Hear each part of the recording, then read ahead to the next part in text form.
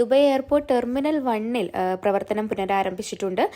Emirates, fly Dubai എന്നിവയ്ക്കായി terminal 3-ൽ check in നടപടിക്രമങ്ങൾ പുനരാരംഭിച്ചതായിട്ടും Dubai airport authority അറിയിച്ചിട്ടുണ്ട്.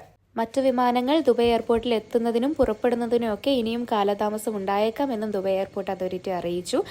സ്ഥിരീകരിച്ചിട്ടുള്ള ഫ്ലൈറ്റ് ബുക്കിംഗ് ഉണ്ടെങ്കിൽ മാത്രം വിമാനത്താവളത്തിൽ എത്തുക എന്നും ദുബായ് വിമാനത്താവളം ആവശ്യപ്പെട്ടിട്ടുണ്ട്. വിമാനത്താവളത്തിലേക്ക് പോകുന്നതിന് മുൻപ് ഫ്ലൈറ്റ് സ്റ്റാറ്റസ് പരിശോധിക്കണമെന്ന് യാത്രക്കാരോട് നിർദ്ദേശിക്കുന്നുണ്ട്. അതുപോലെ ഫ്ലൈറ്റ് റദ്ദാക്കൽ ബാധിച്ചിട്ടുള്ള ഉപഭോക്താക്കൾ റീബുക്കിങ്ങിനായിട്ട് അവരുടെ ബുക്കിംഗ് ഏജന്റുമായോ എമിറേറ്റ്സ് കോൺടാക്ട് സെന്ററുമായോ ബന്ധപ്പെടണം. ടെർമിനൽ 1-ൽ വിമാനങ്ങൾ ഇറങ്ങി തുടങ്ങിയിട്ടുണ്ട്. 2 ദിവസങ്ങളിലായി 1244 വിമാനങ്ങളാണ് ദുബായ് എയർപോർട്ടിൽ മാത്രം റദ്ദാക്കിയിട്ടുള്ളത്. ദുബായ് മെട്രോ സർവീസും ഭാഗികമായി പ്രവർത്തനം പുനരാരംഭിച്ചിട്ടുണ്ട്.